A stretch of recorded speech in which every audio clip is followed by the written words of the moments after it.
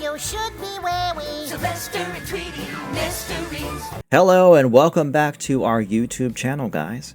Most classic cartoons don't seem to have any proper ending, and the characters keep surviving through various reruns on a network. At least so was the case with most of the 80s and 90s cartoons.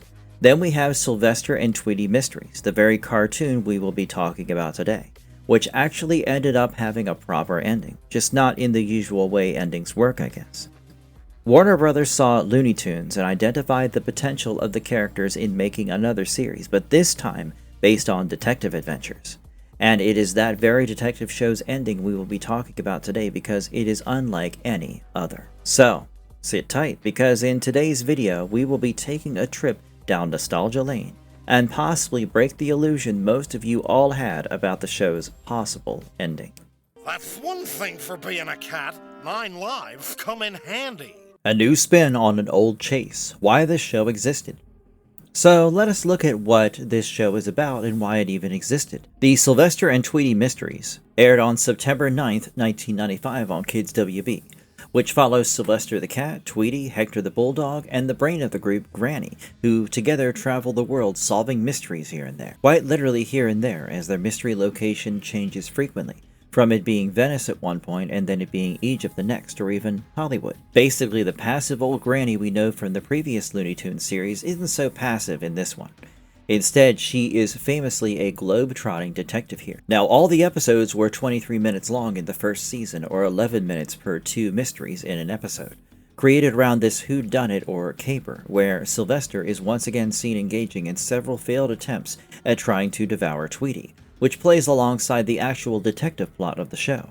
But somehow in the middle of his schemes, Sylvester always ends up discovering clues to the mystery or crime, a habit of his which earned him his spot in Granny's detective team. Such incidents are reminders of how this show leaned into slapstick comedy as much as they leaned into the concept of Detective Granny. A lot. Which takes me to the tone this show holds. It is a lot of Looney Tunes energy fueled with mysteries and cases close to that of the Scooby-Doo series. If you look at the character of Sylvester himself, he plays the antagonist while constantly chasing down Tweety in an attempt to eat him, while also being accidentally helpful by tripping over clues for the mystery at hand. That is some Looney Tunes crazy energy. However, this show was brought out as an original series from Looney Tunes to expand its world, just like Tasmania and Animaniacs.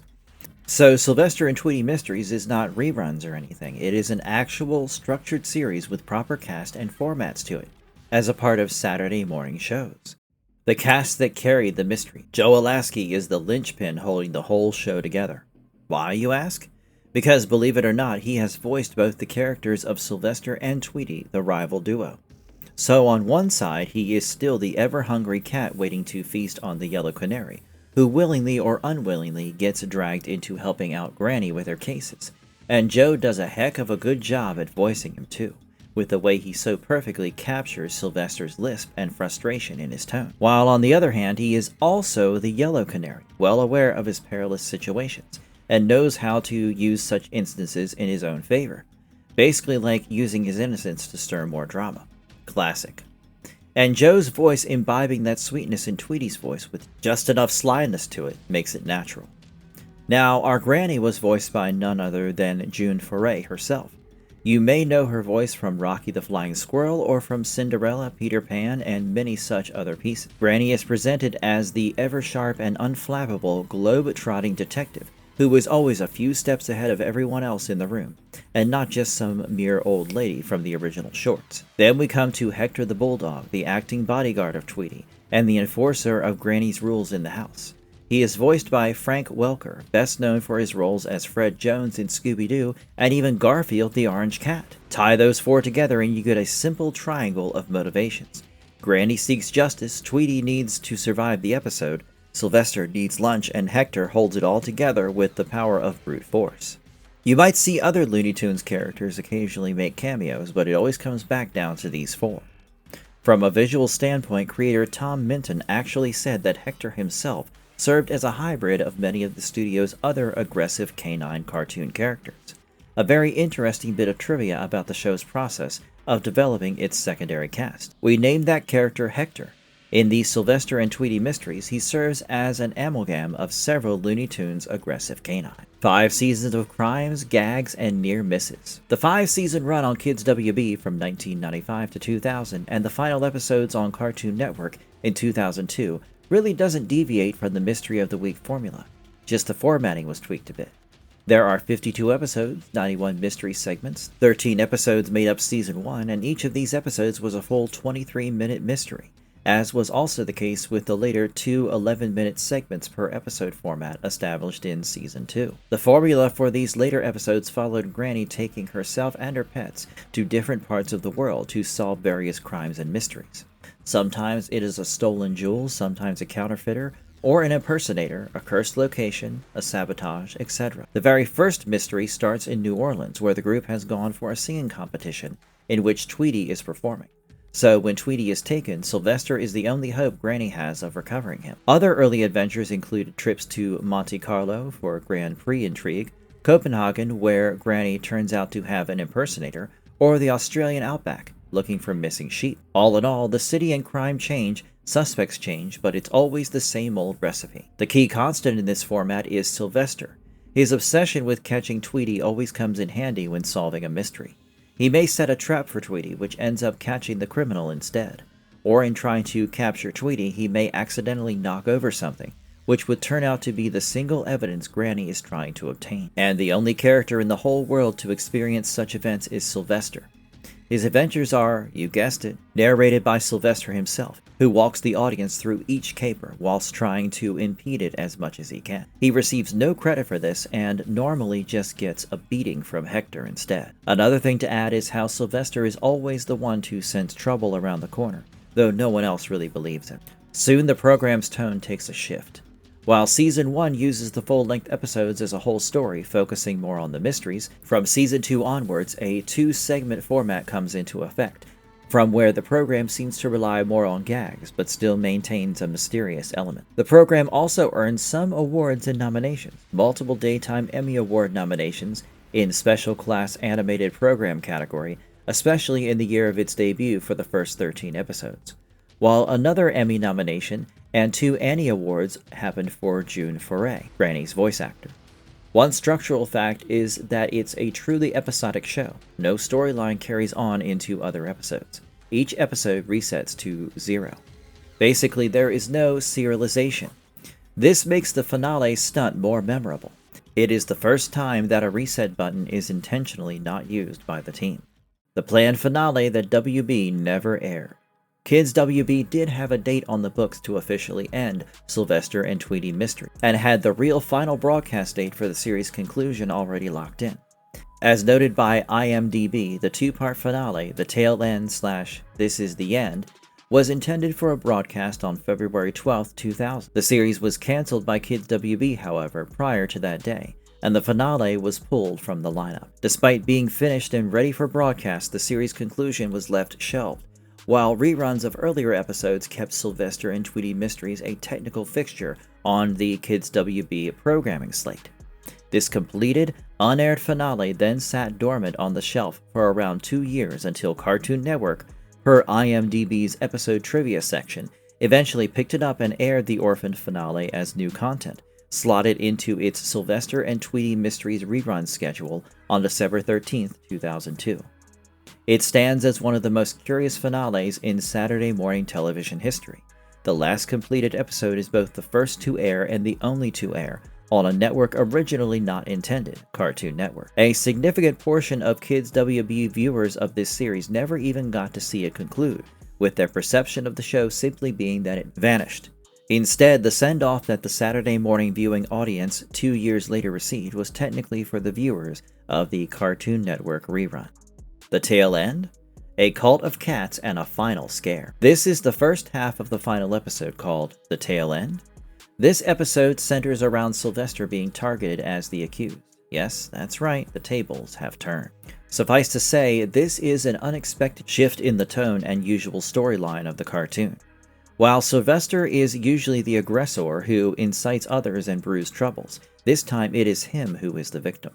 What happens is there is this institute that has developed this particular Manx mouse which apparently goes missing, and somehow a huge number of them suspect foul play by none other than Sylvester. And so the Manx Brotherhood, aka a cult of cats, decide to chase him down and cut off his tail for this crime.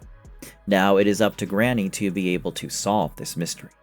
And the way the second part of the episode follows, it is safe to say that Sylvester's tail is safe and sound. Because, Putty, if you ever get rid of me, then we don't have a show. What? After all, I am the star. This is the end. The meta finale where Sylvester finally eats Tweety. This is the segment that really makes this finale famous, and is the latter half of the 52nd and final episode of the series. It starts off like a totally standard short. Sylvester is trying to eat Tweety around Granny's house while she is asleep. Hector is in the fridge raiding it and knocks himself flat out in the process. And for once there is no one to stop the chase. Then the show does something it has never done in 60-odd years of Sylvester and Tweety cartoons. Sylvester finally actually catches Tweety. He is warned by the bird that eating him would be the end of the show, because this bird is a star. "Oh yeah?" is Sylvester's reply, and then he proceeds to eat him, before falling asleep himself. When Granny awakens and goes to the fridge, she is faced with a pillaged kitchen and later an empty cage. She picks up Sylvester and he belches a mouthful of feathers and confirms her suspicions. She then goes to her telephone and calls a G9 and says that the show is cancelled. After that, the show enters into a complete and utter meta satire. That night, families gather around their televisions to watch an episode of Looney Tunes, and instead get a new cast of Tweety, which is widely despised. Complaints stream into Warner Brothers. Soon the entire world is clamoring for the return of Tweety. The economy collapses as stock prices dive due to a lack of Tweety. The Pentagon even has to up military expenditure to counter economic effects. The entire thing has taken a silly house pet rivalry and ballooned it into an entire global crisis. Sylvester ends up in prison where he is despised and labeled a black-hearted cannibal by the populace, until even fellow prisoners utilize him for the excavation of a tunnel before dumping him mid-breakout to face a mob and an army looking for him. Then, as everything approaches peak absurdity, the segment zooms out and it all just turns out to be a dream. Sylvester is awakened by Tweety splashing water on his face. He then greets his beloved friend and gives him a hug and says he loves him, and before long he's back trying to eat him.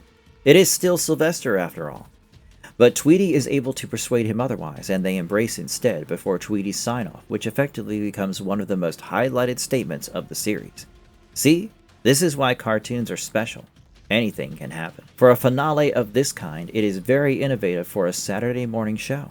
It recognizes that it is a show, utilizes cancellation as a plot device, and it gives Sylvester the reward he has always wanted, before choosing to relinquish it. The show ends with an embrace between a predator and prey, before melting back into their ongoing struggle. A finale that aired years late and almost no one saw live. When you add the timeline to all that, you end up with a remarkably weird story. The finale was scheduled for broadcast on February 5th, 2000 on Kids WB, but it got yanked just before it ever aired, because the network had canceled the show even before that. The episode sat on a shelf without being broadcasted until Cartoon Network picked it up and aired it on December 18, 2002, more than 2 years after it was supposed to wrap up the series, that too appearing on a new network, premiering as new content in a rerun package. The end result is a split audience. If you watched this show on Kids WB back in the late 90s, you literally never got a finale at all. Your experience of the series just cuts off at an episode like any other.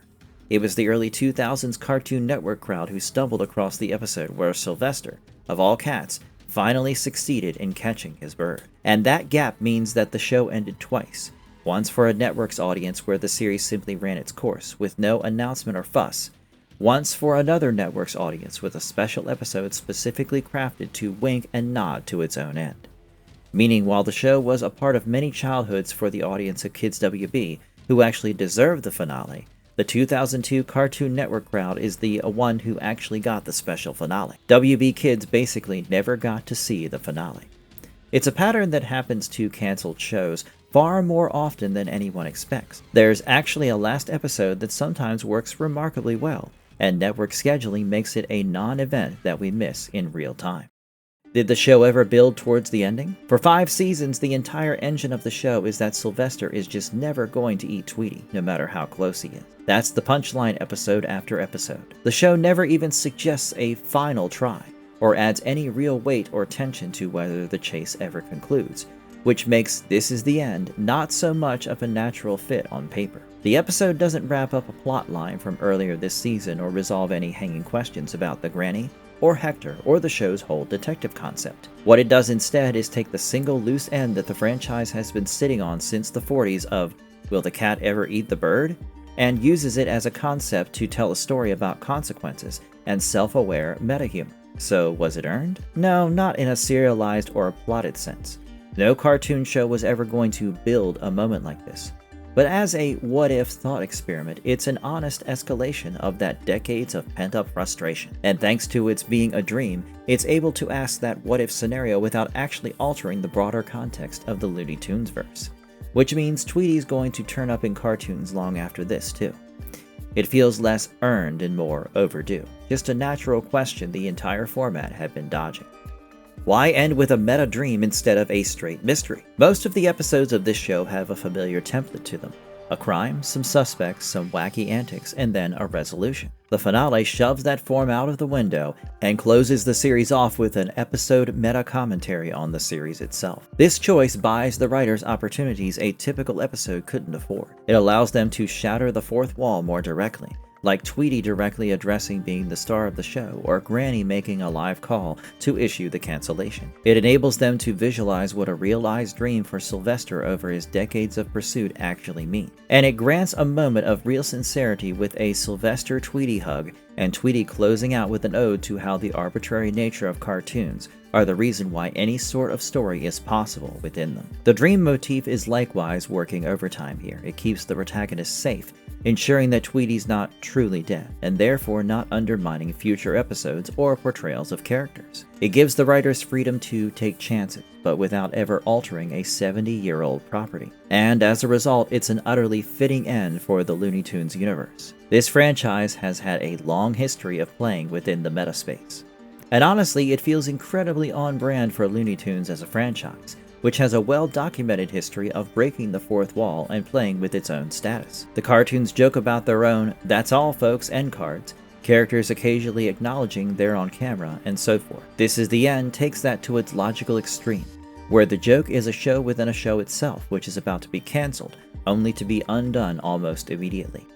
Cancellation, Cartoon Network, and the business side. As for why the show was cancelled, there are actually pretty ordinary explanations, even if the consequence wasn't. It was 1999 to 2000, and Kids WB had a new schedule focused on new and priority properties. This includes Pokemon and Batman Beyond, which had pretty much consumed all of that Saturday morning block's time. The Sylvester and Tweety Mysteries may have done well enough, but it wasn't important to that schedule. The show was also in its 5th season, and from the network standpoint, it had run its course. Reruns would just feed what audience interest was still left without the expense of creating more. Since the cancellation took place prior to the final episode airing date, the finished show remained shelved. Here is where Cartoon Network played its role within its function as the home of classic animation and lost animation in general. Airing the final episode on this network effectively made an orphaned ending available as a quiet discovery for whatever remaining audience was still paying attention to. So it was not a cover-up, but merely the consequence of business as usual. Afterlife. Clips, reruns, and fan memory. The show did not cease to exist after 2002. It continued in syndication, showing up on Cartoon Network and other international stations, and has even landed on more current streaming services, which have continued the lives of the characters well beyond their initial broadcast. Online, the This Is the End finale has taken on its own piece of discussion. Video clips of the episode where Sylvester finally eats Tweety are still floating around as a minor piece of curiosity for those who are only stumbling upon it now, long after the fact. Online fan communities and discussion groups on sites like TV Tropes and Reddit frequently bring up this episode as the one with a genuine grand finale, typically citing the final embrace and Sylvester's momentary, honest expression of affection, as among the most surprisingly sincere scenes the Looney Tunes franchise has ever given the audience. The show's original legacy rests in an unusual place, remembered not as an animation classic on par with things like Tom and Jerry or The Roadrunner, but with the kind of affection reserved for quirky 90s spin-offs. And more importantly, for the only time this iconic duo came close to something approaching an actual ending. Did Sylvester and Tweety Mysteries get the ending it deserved? You can go either way with this. On one hand, there was nothing structurally unfinished about the series. There were no recurring storylines that had built up to long-term arcs about Granny, Hector, or the ongoing mystery storyline. Any of the episodes could have easily ended and been fine. On the other hand, there was an ongoing chase in this series between Sylvester and Tweety, which was older than this show itself by decades, and never had ended in any format since the days of the original theatrical cartoon. In This Is the End, Sylvester gets what he has always wanted and then suffers immediately for it. He then wakes up, and in that first unguarded second when he sees Tweety, he gives in to love over hunger. You also have the fact that this episode sat around for 2 years and had to air quietly on a different network from the one it aired on. But that is a pattern that repeats with cancelled shows often. An actual finale does exist, often good, but often just doesn't get the proper spotlight it deserves. So the real issue might not be whether it got the ending it deserved. It might just be the issue of whether this cartoon, based on an endless and unresolvable gag, really even needs a true finale. Perhaps it is ideal that Sylvester only had a peaceful moment with the bird he was born to hunt, in an episode the majority never knew existed.